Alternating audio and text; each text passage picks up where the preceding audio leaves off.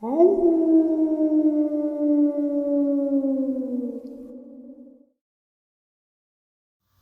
and salutations, folks. I hope everyone is still doing well, and welcome to tonight's second bonus upload. Before we jump on into it, a couple quick links. As many of you know, I rely on Patreon, PayPal, channel membership, and the merch to help the channel to continue to grow and go. Links to Patreon, PayPal, and channel membership is in the description below. Merch displayed directly under the video. Also, Dogman Frightening Encounters, Volume 1 through 3, the audiobook versions. They were written and researched by Tom Lyons, narrated and produced by me, Jeff Nadolny. Those audiobooks are available on Audible, Amazon, and iTunes, links to which are also in the description as well. And finally, last but definitely not least, if you'd really like to help support the channel to continue to grow and go, simply subscribe. It does not cost a cent. Click that like button, takes half a second. If you don't want to miss out on any of the informative uploads that I put out daily, click the bell icon, and folks, please leave a comment and share the video. Why? Well, because all of these things really do help the channel to continue to grow and go.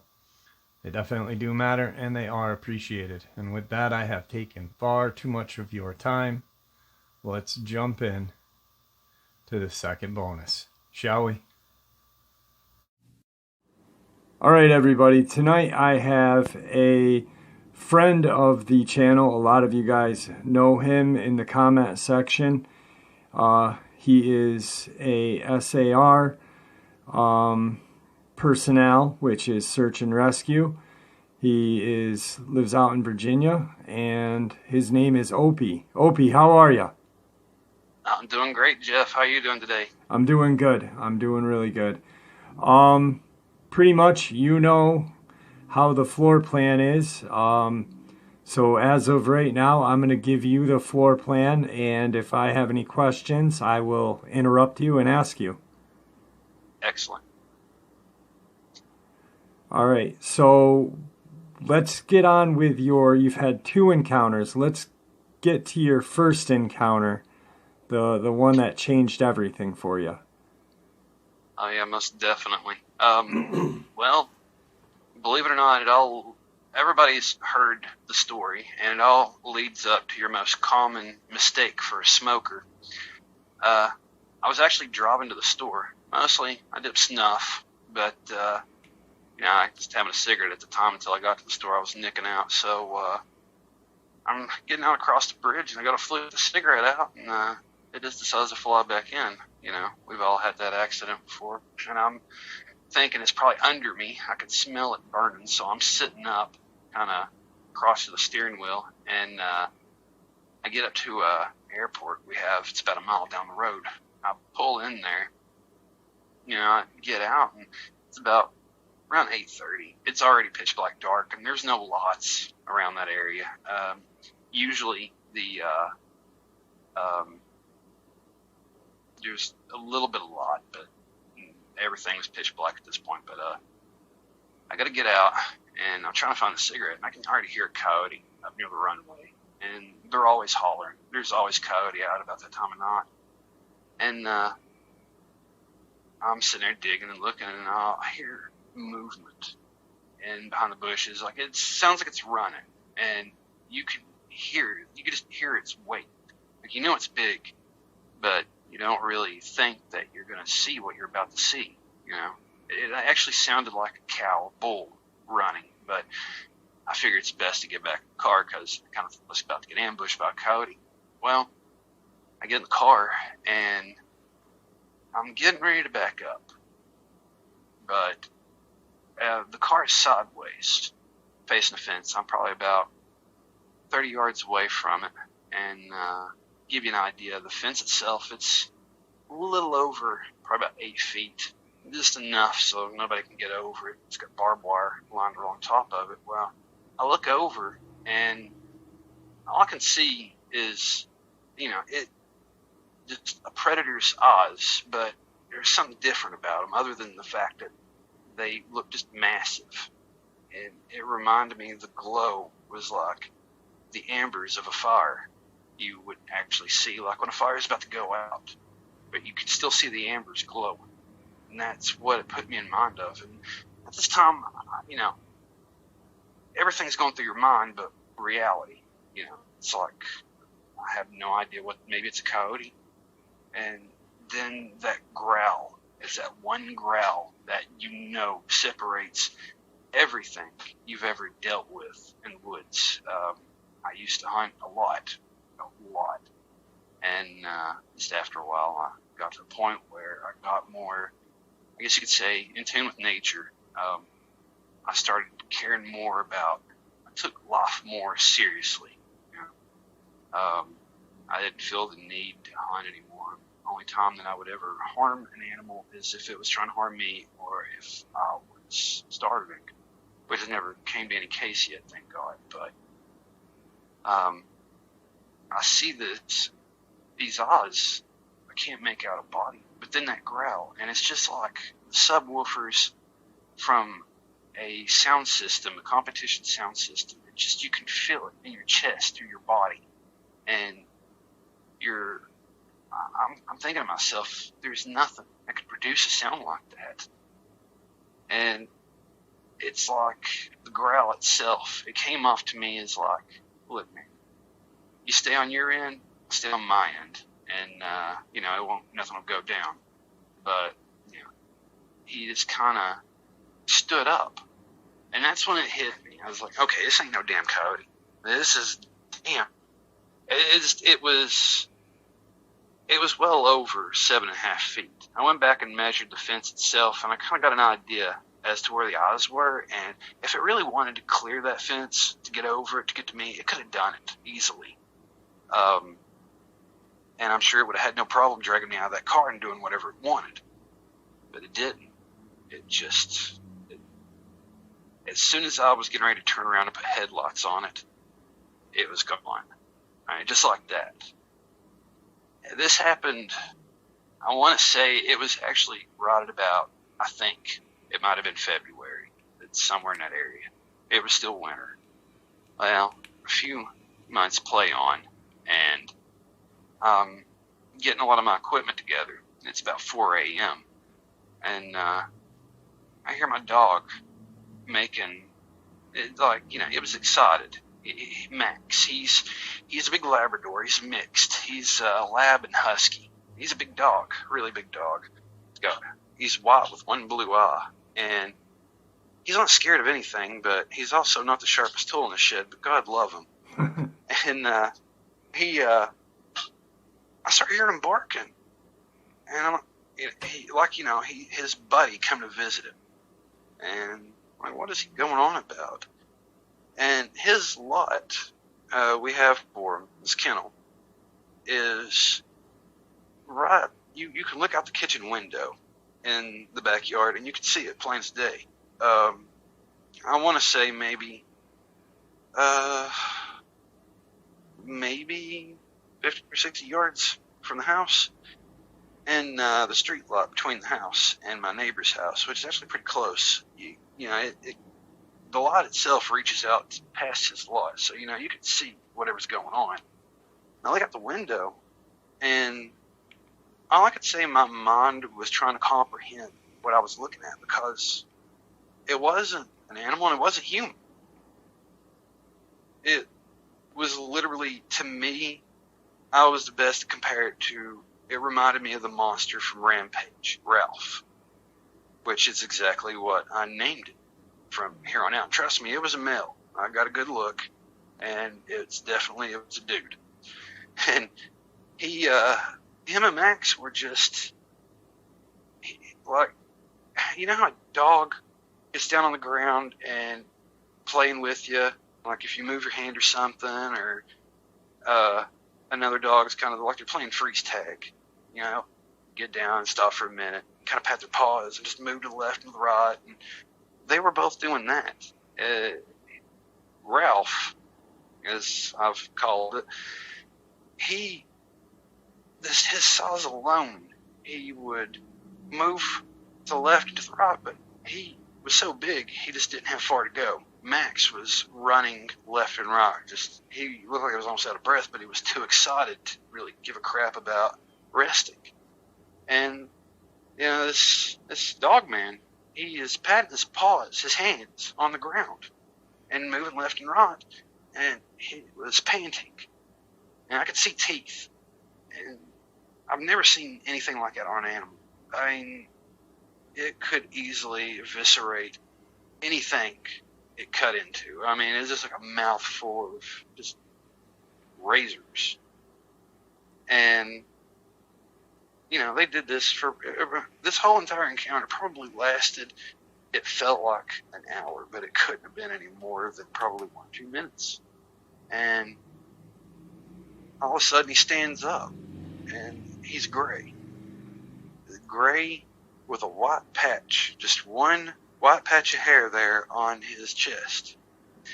And it kind of looked like he had a little bit of white there around his ears. I really couldn't tell that off, And he sticks his nose up in the air, and there's an apple tree, small apple tree right next to Max's lot. And if this thing wanted to, he could just easily reach up and grab the top. And it would have been no problem for him. He wouldn't even have to stretch out. He could just reach up and grab it. Just long arms, like from the elbow to the hands, were just elongated. They remind me of a monkey or a chimp, actually.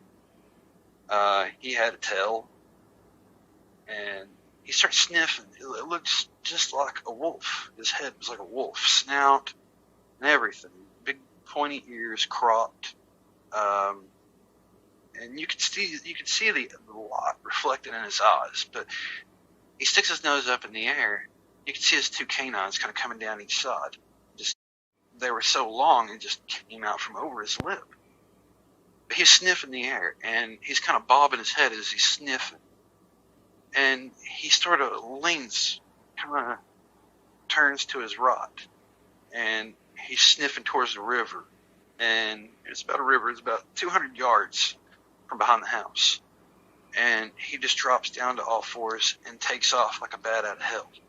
I mean, he moves so fast. Nothing I've ever seen could even come close to describing how fast he moved. It was just gone. And this whole entire time, I'm scared to death.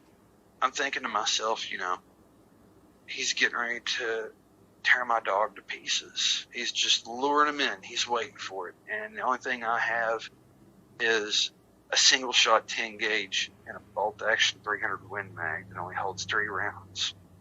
I'm not going to be able to, if I miss and this thing's coming at me, or if there's more, which from what I've researched, there's always more. There's at least 3 to 4 to a hunting pack, and they are ambush predators. Every story I've heard, they always have that one as a decoy, that one that you're going to want to look at, that you're going to pay most attention to, while the other 3 are coming up from behind you. And by the time you realize that it's done, it's over with. And just like the retired police officer at the ambulance encounter, after hearing that, it opened my eyes to a lot of the situation that I'm in. It actually helps me think this through, but I never expected it to just, treat my dog like its best friend and then just leave. I don't think that they're, I don't think all of them are bad. I think there are some out there that are bad, that a lot of people, some people call them bad bloods. I've heard referred to by some people, and all they want to do is kill. And there's been 2 encounters that actually happened in 2018. One of them taking place in Keokee, and 2 incidents that happened on Sandy Ridge in Jonesville. The one in Keokee is an older feller. Don't know his name right off, but Keokee is out in the middle of nowhere. This whole entire town is based right in the Appalachian Mountains. And there's wildlife everywhere of abundance. I mean, you'll see everything. Absolutely everything. Wild boar, coyotes are more uncommon. You would see squirrel. But, here lately, it's been nothing. I saw 2 squirrels this year, and everything else has just been, I've heard coyote, and that's it. You don't see as many animals as you normally see. But excuse me.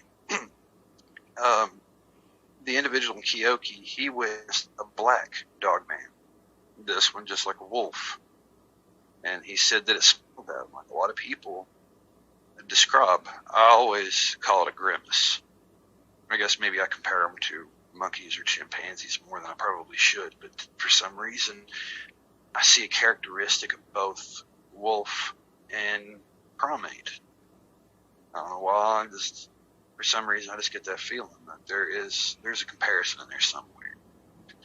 But he was able, he didn't have any close encounter with or anything other than seeing it. He drove off, and it changed this man. He was an avid raccoon hunter. That's all this man did. So hunt raccoon. A lot of people here make a lot of their living off raccoons. I mean, hunting raccoons, selling their pelt, or just hunting in general for food. It's the mountains. It's what a lot of people do. But the other two incidents claim the lobs of two horses, believe it or not. Two people actually lost their horses. And it wasn't eaten. Both of them were torn to pieces. They were killed. Just didn't kill to feed on. But there was a witness from one of the attacks. And these people, a lot of people around here, you have some that experience these types of creatures, and then you have some that don't believe in it. I used to be one of those. I didn't believe. I mean, I took a great interest in cryptids for a long time. A lot of my favorites were lake monsters. Never until here recently I had ever encountered anything like that. But I'm trying to think of a way to word it. It's mind-numbing. You don't know what to think. You literally question your own sanity. The people that, the owners of the horse, they said it resembled to them as a hyena. And a lot of people have discussed about how the hyena types are always the most violent. And most encounters they have encountered have been nothing good come out of it. They described it as being faster than anything they ever seen. It looked just like a hyena, had the hump on its back, how they hunch over. They described it as an Angus bull. It reminded them the way that their posture would have been like an Angus bull. It went down to all fours. It just took off, but it looked like a hyena. And it scared these people. They were terrified. I actually took a lot of interest in after my encounter. I wanted to know more about it. And I went to talk to the veterinarian who actually was went with the police department to figure out basically what killed these horses. And I want to talk to him, but he just wouldn't talk about it. He would not, he just wouldn't engage in conversation, almost like he just wasn't allowed to. And the police department, I tried to talk to the police department about it, same thing. They just did not want to talk about it. They had nothing to say. But you can tell from a person's expression that they know something. They know something that you probably should know. And it wouldn't be a bad idea informing people, but I guess in some cases involving this, who's going to believe you? We spend most of our life thinking, ain't no such thing as werewolves. Something from a horror movie. But that's not the case. It is definitely not the case. And I do believe that even the ones that I think might possibly not be dangerous, that would deliberately attack someone, I do believe that they can be a threat, because a lot of animals only acknowledge humans as being just as dangerous as anything. Humans are known to be destructive, so naturally you're going to be defensive to the one thing it's a major threat. I do believe that they would actually, if felt threatened, would attack a person, I believe, personally. But if they don't find you a threat, and if you don't respond to them as a threat, I don't believe that they'll bother you. I believe that some will be curious. They seem like a very curious creature. From a lot of encounters I've heard, a lot of people speak about not having to deal with encounters of attack, but they do respond to territory. They have a tendency, naturally anything's going to defend its home. If its home is under attack, if it's going to be taken from you, your first instinct is to defend it. And I believe that's what they do. But I've heard so many different things. We can't really say anything for fact. Everything's just based off of what we see. And if you haven't had that experience, you can't really say that feeling, what it's exactly like until you really, really encounter it. It's literally like just watching a horror movie jump in front of you, but I don't know if I'd say a horror movie. What's supposed to be a fictional character from a horror movie has just somehow managed to make itself reality. You just witness it. You don't know how to respond to it. You're in doubt. Everything is just questions after questions. I had so many questions after my experience. It drove me crazy. Yeah, I can definitely, like when you and I were talking earlier, there's that once you have had an encounter, there's just an obsession to know more about these creatures. And yes, very much. And I find your second encounter so interesting because, you know, there you are terrified for your dog's safety, and your dog Max has not a care in the world, just playing along with this creature. And, you know, I mean, like you said, it could have easily just swept it with one paw and grabbed it, and, you know, but it didn't. Yeah, it didn't. It was almost like it wanted a playmate for a second. Yeah, if he wanted to, I'm just going to go ahead and mention him by the name that I've given him, Ralph. If he really wanted to, he could have tore Max to pieces. There was nothing I could do, nothing Max could do, nothing in the world would have changed it. And what I could do was either, stand there and watch, and then eventually avenge his death, which could possibly lead to my death. I don't know how to take them. They're really, it's like you think you have them figured out, but you don't. It's like they always throw up some kind of surprise on you. Like at one point, I thought that they only migrated in this area around the summer, or usually around, within late spring. But I saw my first encounter was in the winter, and my aunt and my grandmother even had a brief encounter, which what I believe was the same one I saw. I don't think Ralph was the one at the airport. I think it was a different one, because my grandma and my aunt, they come by and visit every now and then. Right now, she's dealing with health issues. And she's strong. She's 80 years old. She's tough as nails. I call her the Iron Granny. But when she gets worked up, when she sees something that shocks her, she is just all about it. That's all she talks about. And it really shook them up, because they were just getting past that area. From the airport, it was probably, it wasn't that far at all. I'm not exactly sure exactly where. They said that they were almost at the airport. They were close, but that this big, massive, black dog-looking thing ran out in front of them.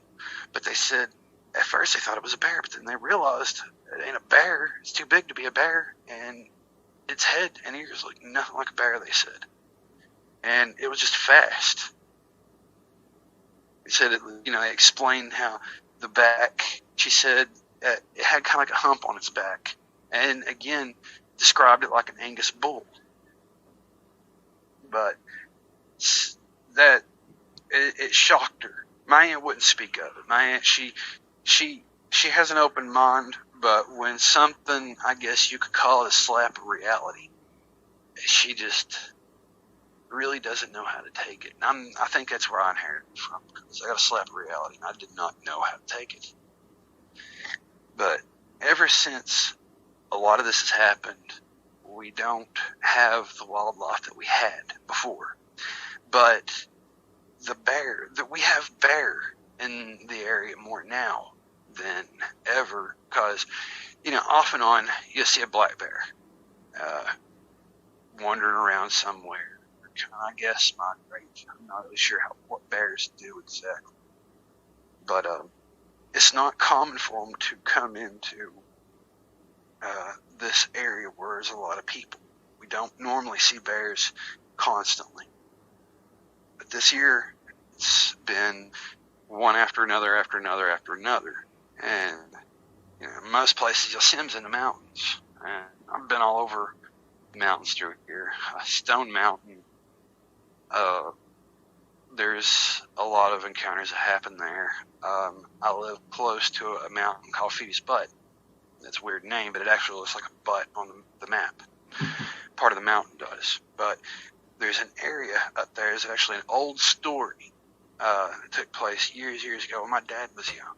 And they called it, they call it the Beech Grove Monster, which is actually, this incident took place, it's 2 minutes from my house going towards the Tennessee state line. And it just sounds better to call it the Beast of Beech Grove, to me. But people, coon hunters, would go up in there and they'd take their dogs. And a lot of people's dogs would either come back torn to pieces or just didn't come back at all. Later found either mauled, or half-eaten.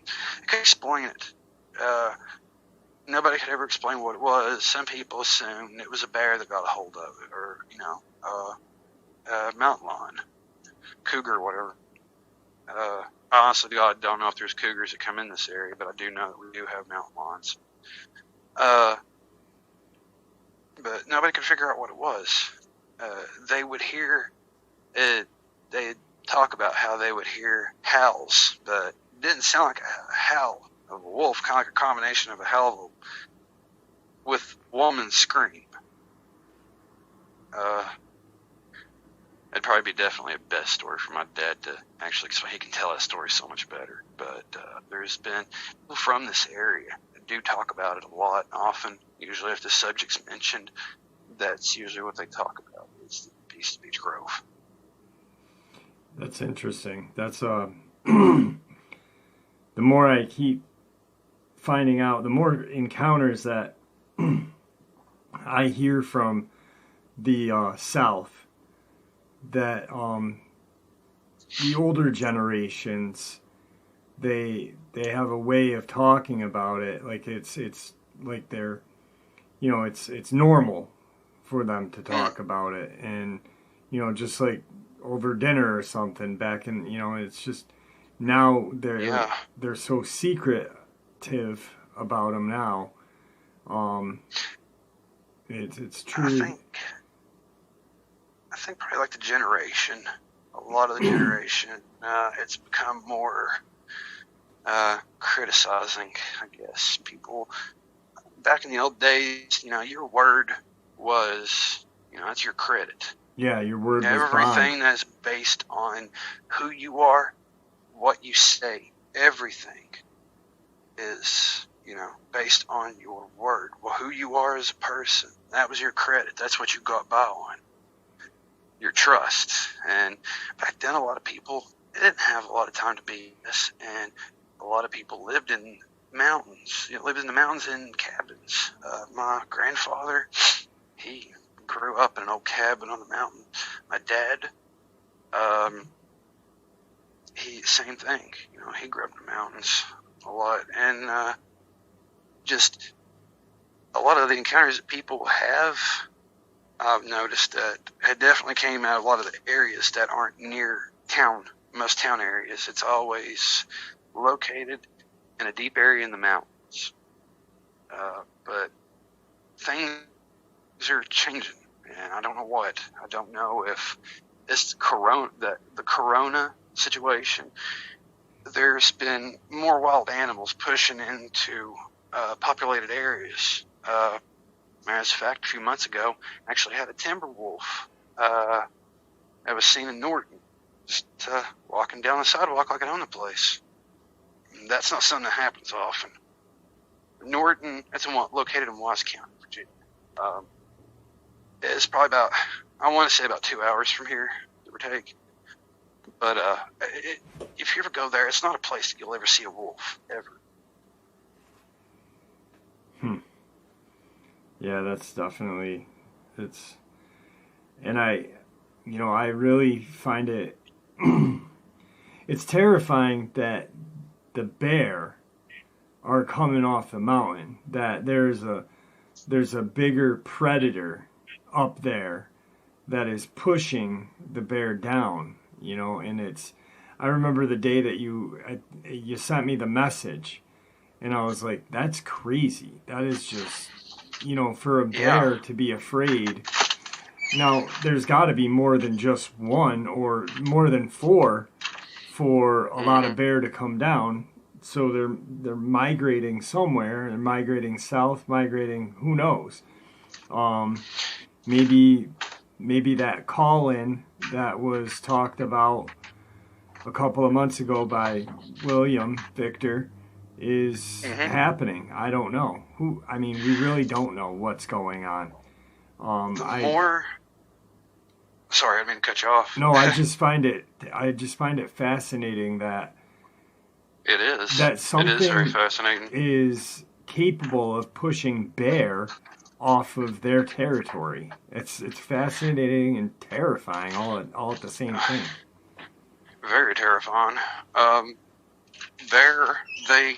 They don't have many enemies.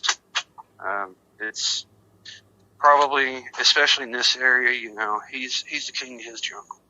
Yeah. There's nothing, absolutely nothing out there that should push him away from his jungle,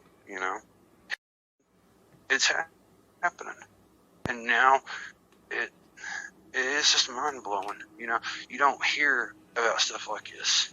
I've never heard of anything like it. I used to hear stories. I don't know if there's any truth to it or not. This is just totally, to me, would be hearsay. I heard in places said they had found bear dug up, like I guess dug out of hibernation, wherever it is they're hibernating, and had been half eaten. Like I said, that could be hearsay. I'm not 100% on it, but I find it very interesting that something could do that. Yeah, if it was definitely. Possible. Definitely. That's opportunistic apex predator right there. That is something that, and their tactics, everything I've read about, what I've studied, people I've interviewed, their tactics change up. And I understand a thing or two about tactics when it comes to, having a plan. These things always seem to have 4 or 5. Every time a description of one attacking a person's home, they always have backup. They never do anything alone. And if one plan does not work out, they change it up. They'll go to a completely different tactic. And in many ways, that's genius. What would you even think? You throw your enemy into confusion, or your prey. And, the one way to something like that, there's only so many creatures out there that are other than human that are capable of that. And mostly it's primate. A lot of predators do it, but in the manner that these things do it, it is an obvious form of intelligence. And the one thing is not as much as terrifying as teeth and claws, is the capability of how it uses its brain. That is the most terrifying thought of all, is how well it can think. Yeah, it's, they, like you said, they change it up. They're always it seems like they're always a couple of steps ahead, and it's like almost military tactics. They've Exactly. been doing this for so long that they've mastered the art of being that apex predator, being the attacker. It's certainly, it never ceases to amaze me or fascinate me, but it's still chilling to know how intelligent these things are, because you No, don't think they'd be intelligent. You think, oh, it's some 8 foot walking dog. It's probably dumber than a box of rocks. It's just going to chase you through the woods. Well, yeah, it's going to chase you through the woods, but it's going to be very tactical about it. that's exactly what's terrifying about them is, anything can chase you, anything can outrun you, but is it going to have a plan between the time that it's after you and the time that it catches you? Is thinking, he had, and not just that, but working together. I mean, wolves and primates are very keen and known for teamwork. But when you got something that knows how to create a diversionary tactic and use one of them to draw the attention of their prey while the others are creating a U-shaped ambush, I mean, that's unbelievable. Yeah, without a doubt. Without a doubt. And you think it's only something with the power of, thinking, being quick on its toes, of using its brain to do something like that. What else can it do? Open doors, look through windows, identify a gun or weapon? I mean, and a lot of it does make you think the government part in it, that how they can associate with something like that. Did they learn it from that? Like what Victor says, they trained them, and now they're all calling them in, and it feels exactly like there is human interference in with this. Yeah. They've been taught a lot, but the part that blew my mind is just how Ralph adapted to Max, how they had a relationship just off the bat. I mean, I expected to see evisceration. I expected bad right off the bat. You see something like that, naturally you're not going to think good things are about to happen, but it blew my mind. I mean, that was a relief. But the problem was, I just kind of figured it was coming before the storm. When he took off running towards the river, I thought, man, it ain't over. It's not over. And I'm expecting him to be around the house. One of them's hiding. He's getting ready to jump Max while his back's turned. Something's getting ready to go down. And since then, I'm already working on fixing Max a place closer to the house to where he can get in the house. But, it'd be easier for him to get in and not one of those things. Right.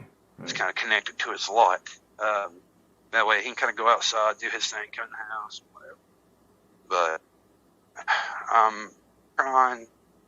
I'm trying to use that. And my dad, he doesn't question it. He sees it too. I mean, he's seen sign of it being around, that there's something wrong. How nature is not responding as to what he's used to seeing. I mean, my dad growing up, he had a groundhog Dolly as a pet. They found and raised it. They released it to the wild, but Dolly kept coming back to the house to where they lived at. And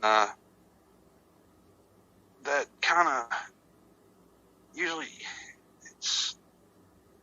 I'm not really sure where I'm going with this, but he understands how things work out when it comes to animals. There's a lot of them around, but when they just disappear or just very, very seldomly show up in an area, there's something not right. There's something off about that. Yeah, absolutely. Absolutely.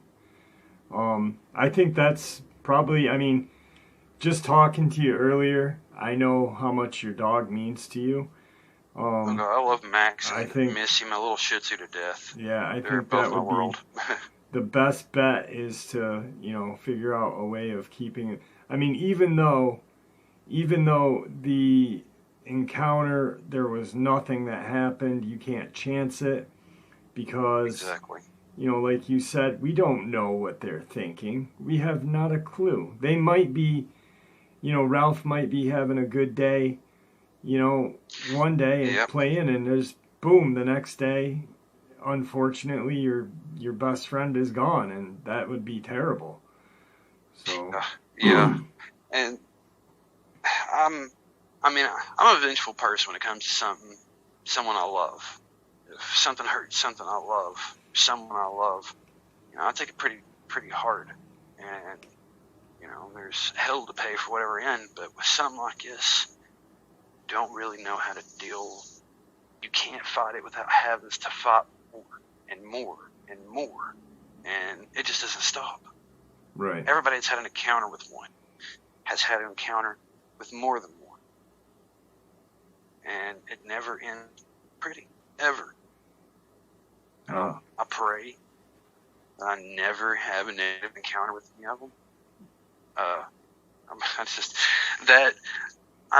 I admire them so much for what they are, but I don't want that to be changed with, them taking something really special to me and close to me away.